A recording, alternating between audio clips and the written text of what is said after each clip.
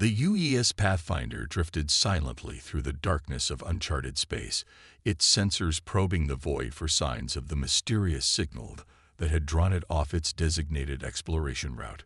Captain Sarah Chen stood at the bridge's observation window, her dark eyes fixed on the distant stars as she contemplated the decision that had brought her ship into this unknown region. "Signal analysis complete, Captain," Lieutenant Marcus Rodriguez announced from his station, his fingers dancing across the holographic interface. "It's definitely artificial, but unlike anything in our database. The pattern suggests distress." Chen nodded slowly, having suspected as much. The Pathfinder was humanity's most advanced deep space explorer, but it wasn't designed for combat. First contact protocols were clear: observation only, no intervention. Yet something about this signal nagged at her conscience. "Dr. Evans, your thoughts?" Chen turned to the ship's cynoanthropologist, a tall woman with silver-streaked hair who had spent decades studying theoretical alien civilizations.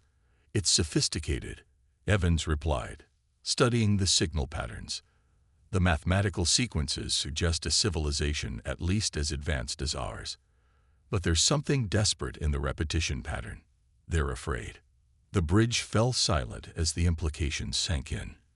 Humanity had spent centuries wondering if they were alone in the universe. Now their first potential contact might be with a civilization in crisis. A new alert pierced the silence. Multiple energy signatures detected. Rodriguez called out, "Large-scale weapons discharge at the signal's origin point." "Captain, it's a battle." The main view screen lit up with the sensor data, showing the chaos unfolding in a nearby star system. Dozens of ships engaged in combat, their energy weapons painting deadly patterns across space. But the battle was clearly one-sided. A smaller fleet of elegant vessels was being systematically destroyed by massive, crystalline ships that moved with unsettling precision. "The aggressors are using some kind of quantum-based weapons technology," Lieutenant Commander Patel reported from engineering, her voice tight with concern. "Their tech level is, well, it makes us look primitive." Chen's hand tightened on the railing as she watched another defender ship break apart under the crystalline fleet's assault. The dying vessel's design matched the origin of their distress signal. "What are our options?" she asked, though she already knew the answer. The Pathfinder carried only basic defensive systems. Against weapons that advanced, they'd be helpless. "We could transmit the coordinates back to Earth Command," Rodriguez suggested. "Request instructions." "That would take weeks," Evans interjected. "Whatever's happening here will be long over by then." Chen closed her eyes for a moment, remembering the history courses she'd taken at the academy. How many civilizations on Earth had fallen because others chose not to intervene? How many cultures had been lost because those who could help decided it wasn't their problem? "Doctor," she said suddenly, "can you modify our universal translator to decode their communications?" Evans straightened, catching the captain's intent. "Yes, but you're not thinking of." "They're asking for help," Chen said firmly. "I don't care how primitive they might think we are. Humanity didn't reach the stars by standing idly by while others suffered." The bridge crew exchanged glances. They all knew what this meant. Violating first contact protocols, risking their ship, potentially involving Earth in an interstellar conflict. But they also knew their captain was right. "Engineering," Chen called out. "What do we have that they wouldn't expect?" Patel's voice carried a hint of excitement now. "Well, they're all using energy-based weapons. Probably haven't dealt with physical projectiles in centuries. Our railguns might actually surprise them." "And our hull," Chen pressed. "Latest metamaterial composites. Not as flashy as their energy shields, but sometimes old-school armor has advantages they won't expect." Chen nodded, a plan forming in her mind. "Helm, plot and approach vector. Dr. Evans, get that translator working. I want to broadcast on all frequencies as soon as we're in range."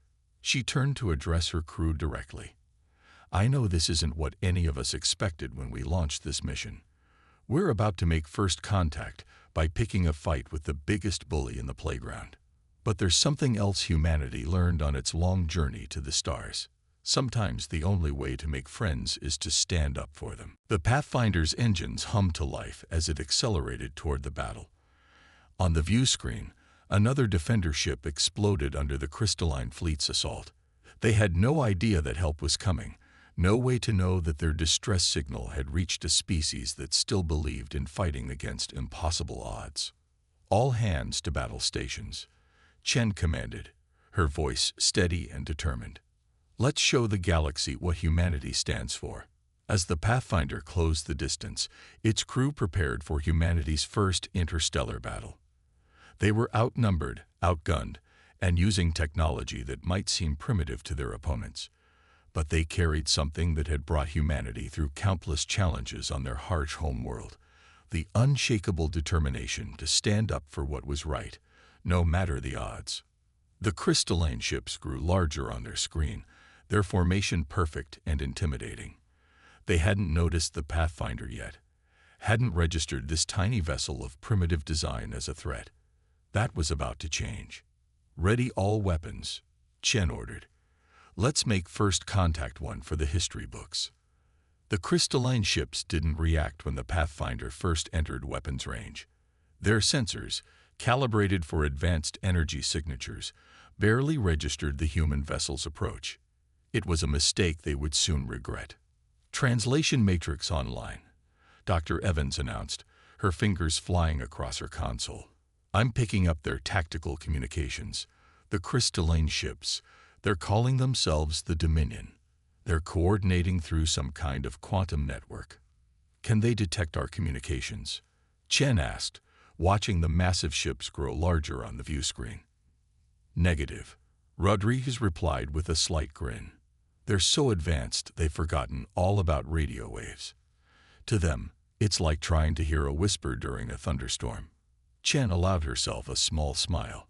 Sometimes being primitive had its advantages. Broadcast to the defending fleet, all frequencies, basic radio spectrum. The defender ships were beautiful, their hulls flowing like liquid metal, but they were dying. More than half their fleet was already destroyed, the survivors' energy shields flickering as they tried to hold back the Dominion's assault. To the defending fleet, Chen spoke clearly, knowing the translator would convert her words. This is Captain Sarah Chen of the Earth ship Pathfinder. We monitored your distress call. We're here to help. For a moment, there was only silence. Then a response came, the translator rendering an alien voice into English.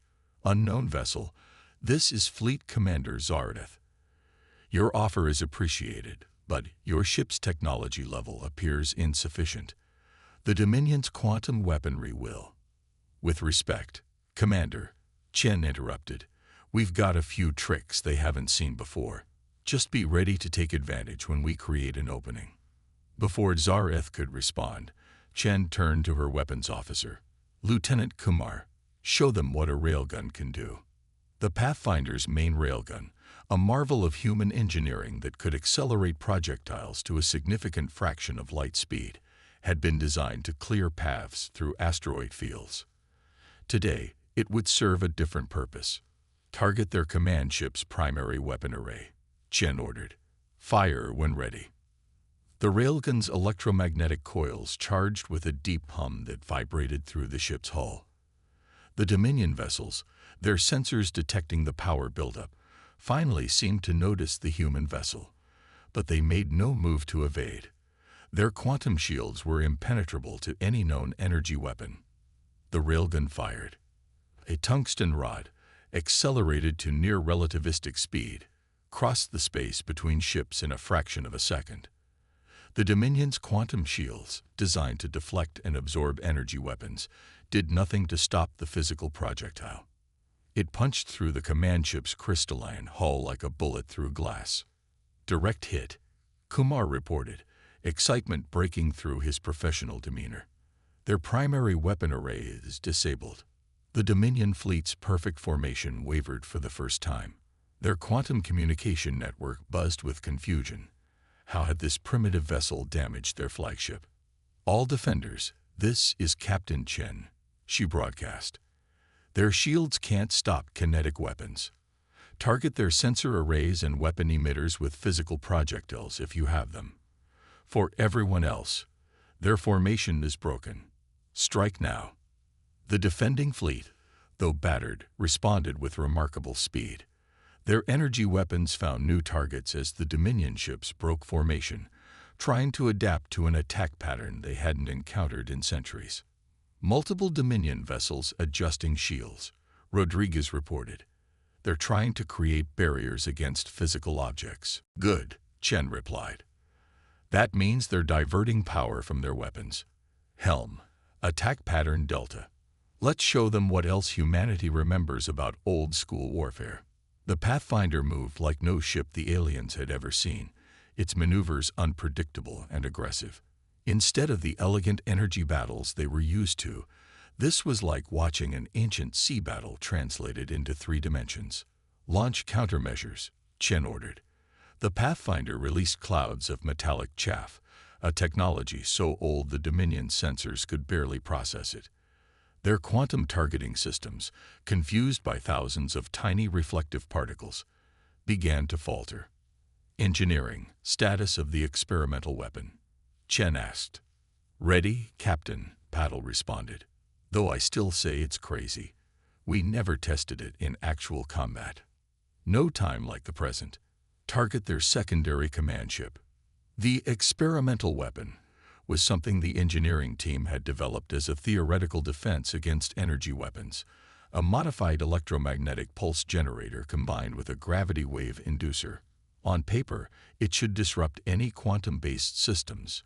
In practice, well, they were about to find out. The device activated, sending out waves of electromagnetic disruption, combined with gravitational distortions. The effect on the Dominion ships was immediate and dramatic. Their quantum communication network, the key to their coordinated attacks, dissolved into chaos. "It's working," Evans exclaimed. "Their quantum systems are completely desynchronized. They can't coordinate their attacks." The defending fleet pressed their advantage, their energy weapons finding vulnerable targets among the suddenly disorganized Dominion ships. The Pathfinder continued its attack, railgun firing with precision at key systems, while evading return fire with maneuvers that seemed to defy the laws of physics. "Message from Commander Zardeth," Rodriguez announced. They say they've never seen combat tactics like this. They're asking where we learned to fight this way." Chen watched as another Dominion ship, its quantum systems disrupted and its hull breached by railgun fire, began to retreat. "Tell them we learned it the hard way on a planet that tried to kill us every day of our evolution. Tell them humanity remembers what they've forgotten. Sometimes the old ways are the best ways." The battle was far from over, but the tide had turned. The Dominion fleet, for the first time in centuries, faced an enemy they couldn't easily predict or counter. Their advanced technology, their perfect coordination, meant nothing against an opponent who fought with strategies they had long dismissed as obsolete. As the Pathfinder lined up another attack run, Chen allowed herself a moment of pride. Humanity might be new to the galactic stage, but they had brought something unique: the memory of how to fight against impossible odds and the determination to never back down when innocent lives were at stake. The aftermath of battle transformed the UES Pathfinder's medical bay into an unprecedented scene of interspecies cooperation. Dr. Maya Santos, the ship's chief medical officer, worked alongside alien healers from Zardeth's fleet, their different approaches to medicine creating an impromptu symphony of healing techniques. "Remarkable," one of the alien healers, who called herself Vera, observed as she watched Santos treat a plasma burn with a simple dermal regenerator. "Your medical technology is so direct. We haven't used physical tissue manipulation in generations." Santos smiled as she finished the treatment. "Sometimes the shortest distance between 2 points is a straight line. Your quantum healing fields are incredible, but they can't do everything." In the corner, Lieutenant Commander Patel sat with a group of alien engineers, all of them hunched over tablets displaying the Pathfinder systems. The aliens' liquid metal tablets created stunning holographic displays, while paddles showed simple 2D schematics. Yet they were all equally engrossed. "Your ship's design defies conventional wisdom," one engineer named Kress commented, his crystalline eyes shifting colors with excitement. "Using physical armor instead of energy shields, chemical propulsion alongside gravitics, it's beautifully redundant. Humanity learned the hard way not to put all our eggs in one basket," Paddle replied, then had to explain the idiom to her fascinated audience. "When you evolve on a planet that's actively trying to kill you, you learn to have backup plans for your backup plans." Captain Chen stood on the bridge with Commander Zareth, whose silvery form shifted like quicksilver as they discussed the battle's outcome. The Dominion fleet had retreated, but everyone knew they would return with adapted tactics. "Your intervention saved many lives," Zareth said, their voice carrying harmonics the translator rendered as deep gratitude. "But I must ask, why did you choose to help? Your species had no stake in this conflict." Chen considered the question carefully. "On Earth, our homeworld, we have a concept called the bystander effect, where people witness something wrong but do nothing, assuming someone else will help. Throughout our history, we've seen too many tragedies happen because of this. When we finally reached the stars, we promised ourselves we wouldn't bring that weakness with us." Zareth's form rippled in what the translator suggested was thoughtful appreciation. "Most species we encounter view warfare as a purely technological challenge. They believe superior technology equals superior civilization. But you bring something different." "We bring perspective," Chen replied. "Humanity spent most of its history fighting uphill battles. We were never the strongest, fastest, or most advanced species on our planet. We survived and thrived because we learned to be adaptable, to think differently, to use whatever advantages we could find." The conversation was interrupted by Dr. Evans, who rushed onto the bridge with uncharacteristic excitement. "Captain, Commander, you need to see this. We've been analyzing the Dominion's attack patterns, and we found something fascinating." The xenanthropologist pulled up a display showing the enemy fleet's movement patterns. "Their tactics aren't just coordinated, they're literally identical in every encounter. They're running the same programs, the same responses, over and over. They've optimized their approach so much that they've lost the ability to truly adapt." Zareth's form pulsed with surprise. Of course, the Dominion has always relied on technological superiority. They haven't faced a serious challenge in so long that they've forgotten how to improvise. "That's why our primitive tactics worked," Chen realized. "They didn't just forget about physical weapons, they forgot how to handle the unexpected. Their response times are perfect, but they're perfect in executing pre-programmed patterns." The implications spread through both crews as they shared their insights. The defenders had centuries of advanced technology and deep understanding of quantum mechanics. The humans brought creativity, adaptability, and the memory of countless battles fought against superior forces. In the ship's mess hall, crews from both species shared meals and stories. Human officers taught their alien counterparts about guerrilla warfare, asymmetric tactics, and the art of using an enemy's strength against them. The defenders, in turn, helped the humans understand the quantum principles behind the Dominion's technology, identifying weaknesses that could be exploited. "Your species is young," a defender scientist named Lyra told Rodriguez as they studied communication patterns. "But you carry something precious, the memory of struggle, the knowledge that being technologically superior doesn't guarantee victory." Rodriguez nodded, showing her how to modify simple radio waves to disrupt quantum communications. "On Earth, we have a saying, necessity is the mother of invention. When you can't overpower your opponent, you learn to outthink them." As the day cycle progressed, the alliance grew stronger. The defenders began modifying their energy weapons to work in concert with human kinetic attacks.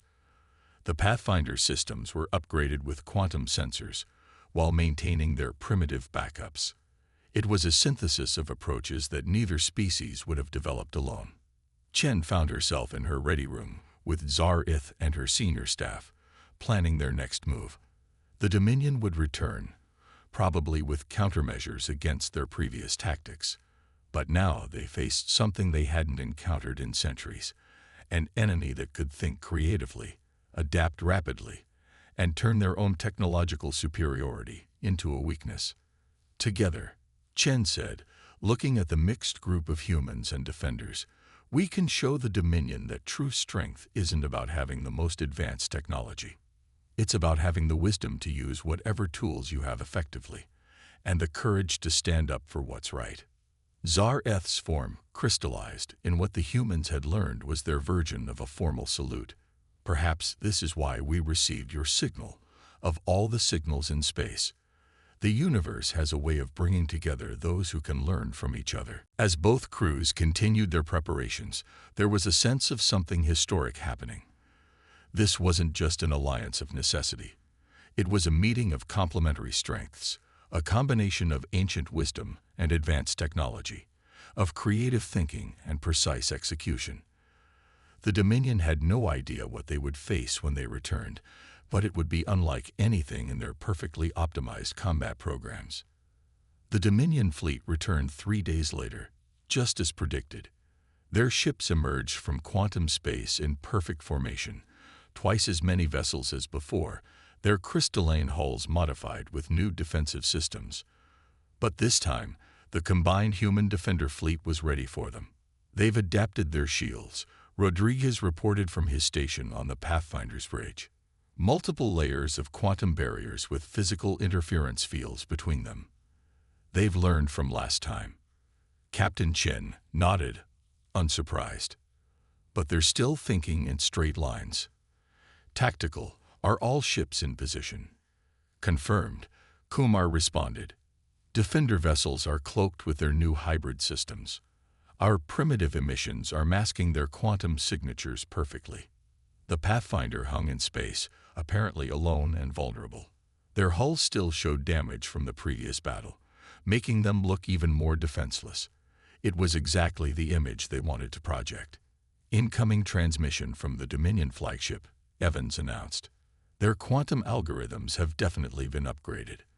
The language is more adaptive. The Dominion commander's image appeared on the main screen, its crystalline form radiating cold confidence. Primitive vessel, you have interfered in matters beyond your understanding. Surrender now, and we may preserve your species' knowledge before your extinction. Chen allowed herself a small smile. We appreciate the offer, but humanity has heard that kind of talk before. We're still here. Those who threatened us aren't. She signaled Kumar, initiating the first phase of their plan. The Pathfinder launched what appeared to be a desperate attack run, its railguns firing a barrage that splashed harmlessly against the Dominion's new shields. Their defense grid is adapting exactly as predicted, Paddle reported from engineering. They're analyzing our attack pattern and optimizing their responses, just like we wanted. The Dominion fleet moved forward in perfect synchronization, their weapon systems charging for what they calculated would be a decisive strike. Their quantum computers had analyzed every aspect of the human ship's previous tactics, developing countermeasures for each one. What they hadn't realized was that they were still thinking like machines, looking for patterns, optimizing responses, following their programming. They had no way to understand that sometimes the best pattern is no pattern at all. Now, Chen ordered. The space around the Dominion fleet erupted in chaos. The defender ships decloaked in positions that their algorithms had calculated to be impossible, but instead of using their energy weapons, they launched salvos of modified missiles, human-designed kinetic weapons enhanced with quantum warheads.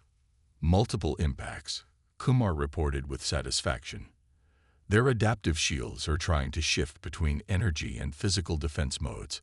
They can't maintain both simultaneously. The Dominion formation began to break apart as ships tried to adapt to attacks they couldn't predict.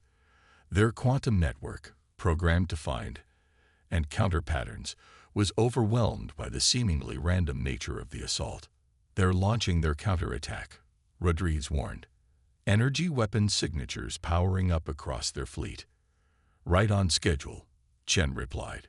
"Commander Zareth, execute Phase 2. The defender vessels began emitting complex quantum fields, but not as weapons or shields. Instead, they created a web of interference that turned the Dominion's own quantum communication network against them. Their perfectly coordinated responses became garbled, ships receiving conflicting commands as their programs tried to compensate. "Beautiful," Evans murmured, watching the sensor readings. "Their quantum systems are so focused on maintaining perfect efficiency that they can't handle uncertainty. The more they try to optimize their response, the worse the interference becomes." The Pathfinder led the next phase of the attack, demonstrating why humanity's primitive approach to space combat was still effective. They maneuvered in ways that defied tactical logic, launching attacks that seemed to have no pattern or purpose, until they suddenly did. "Targeting their command and control nodes," Kumar announced. "Firing solution derived from Earth naval warfare doctrines, modified for zero combat." The railguns spoke again, but this time their projectiles were guided by defender quantum sensors, allowing them to find vulnerabilities that neither species could have identified alone. Where the Dominion expected single powerful strikes, they instead faced clouds of smaller projectiles that overwhelmed their point defense systems. "Their flagship is attempting to reorganize the fleet," Rodriguez reported. "They're trying to rewrite their combat algorithms in real time." "That's their problem," Chen said. "They're still looking for an optimal solution when they should be adapting to chaos."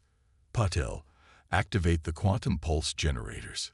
The human-designed electromagnetic pulse generators, enhanced with Defender quantum technology, created waves of disruption that the Dominion's shields couldn't handle.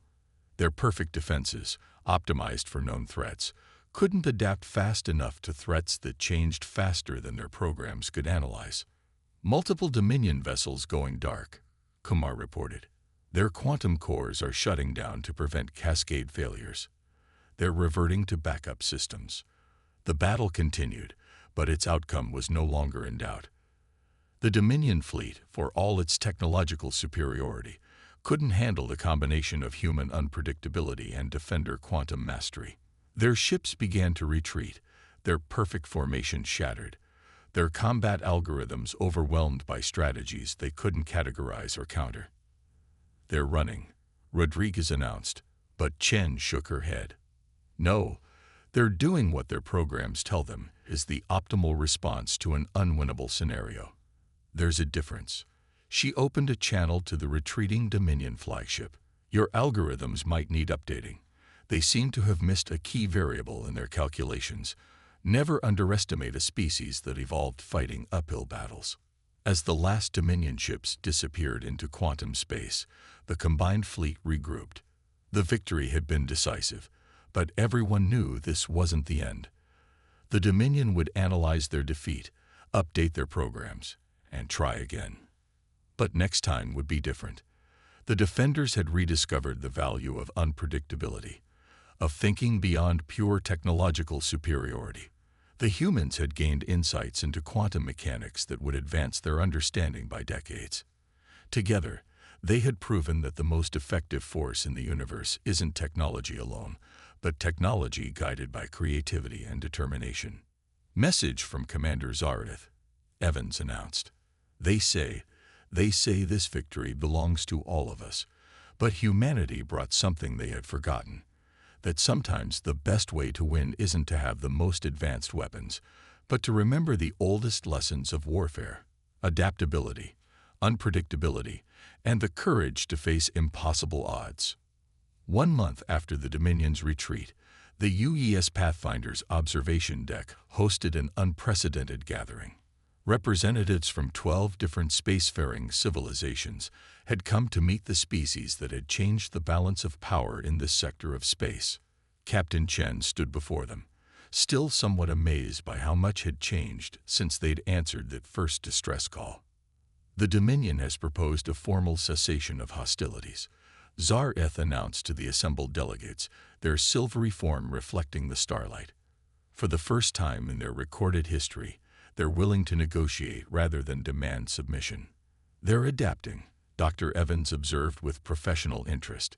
Not just their tactical protocols, but their entire approach to interspecies relations. They've realized that technological superiority doesn't guarantee dominance. The alien representatives, each unique in form and philosophy, had all come with the same questions. How had a species so new to interstellar travel managed to defeat the most advanced military force in known space? What could humanity teach them? Your victory has sparked a revolution in military thinking, declared Ambassador Krell of the Mercurian Collective. Their crystalline form similar to but more organic than the Dominion's. For centuries, we believed advancement meant moving away from physical warfare toward pure energy and quantum combat. That's the trap of linear thinking, Chen replied, remembering lessons from Earth's history. Believing that new automatically means better, that advanced necessarily means more effective. Humanity learned the hard way that true advancement often means knowing when to use old solutions for new problems. Lieutenant Commander Patel was deep in discussion with a group of alien engineers, explaining how the Pathfinder's primitive systems had been key to their success. Redundancy isn't inefficient if it keeps you alive, she told them. Humanity never forgot that lesson because Earth never let us forget it. At another table, Lieutenant Kumar was teaching alien tactical officers about guerrilla warfare, asymmetric combat, and the art of using an enemy's strength against them. The concepts were revolutionary to species that had focused solely on technological advancement. Your approach to combat isn't just about weapons, one officer noted. It's about thinking differently, about refusing to be predictable even when facing superior force. Dr. Santos had set up a demonstration of human medical techniques, showing how their combination of physical and energy-based healing could be more effective than pure quantum healing. The body remembers its evolution, she explained. Sometimes it responds better to methods that speak to that ancient memory. But the most significant discussions were happening in the conference room, where Chen and Zareth were meeting with representatives from Earth's government. The quantum communications array they'd installed allowed real-time conversation across light years. The Dominion's retreat has created a power vacuum, the Earth representative stated. Multiple species are looking to humanity for leadership, or at least guidance. How do you suggest we proceed?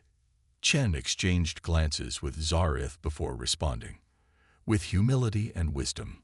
We didn't win this conflict because we were superior, but because we remembered what it means to be vulnerable. That's the perspective we can offer to galactic society. The Pathfinder's mission has revealed something extraordinary, Zareth added. Humanity brings balance to our civilization. You remind us that progress isn't always linear, that sometimes we must look backward to move forward. The implications were spreading beyond military matters. Species that had focused entirely on quantum technology were rediscovering the value of physical engineering. Civilizations that had automated everything were relearning the importance of adaptability and intuition. The human approach to problem-solving, combining old and new, remaining unpredictable, maintaining multiple options, was revolutionizing fields from medicine to agriculture. We're establishing a joint training program, Chen announced to the gathered representatives, combining human tactical thinking with advanced alien technology. But more importantly, we're creating an exchange of perspectives. Every species has something to teach and something to learn. As the conference continued, Rodriguez approached Chen with a report. We're detecting quantum signature changes in Dominion space, he said. Their entire civilization appears to be reorganizing, becoming less rigid, more adaptable. They're learning. Good, Chen replied. Because that's the real lesson humanity brings to the stars. The understanding that strength comes not from technological superiority, but from the ability to change, to adapt, to think differently when circumstances demand it. The legacy of Earth was spreading across the stars, not through conquest or technological dominance, but through the sharing of hard-won wisdom. Humanity's first major interstellar conflict had proven that they had something unique to offer, the perspective of a species that had evolved on a world that challenged them at every turn, that had never forgotten the value of keeping multiple options open, of thinking creatively, of facing impossible odds with determination and adaptability. As the conference drew to a close, Chen stood at the observation window, watching the stars. The Pathfinder's mission had changed everything, not just for humanity, but for every species they'd encountered. They had shown the galaxy that true strength lies not in having the most advanced technology, but in remembering the most fundamental lessons of survival. "We're receiving requests from 17 other civilizations," Evans reported, joining her at the window. "They all want to learn from us. Not just our tactics or technology, but our way of thinking." Chen smiled. "Then we'll teach them what humanity knows best, that the future belongs not to the strongest or most advanced, but to those who never stop learning, never stop adapting, and never forget where they came from." The stars stretched out before them, infinite in their possibility. Humanity had arrived on the galactic stage, not as conquerors or as primitives, but as teachers, students, and allies. They had shown that sometimes the oldest wisdom could solve the newest problems, that strength could come from understanding weakness, and that the best way to face the future was to remember the lessons of the past.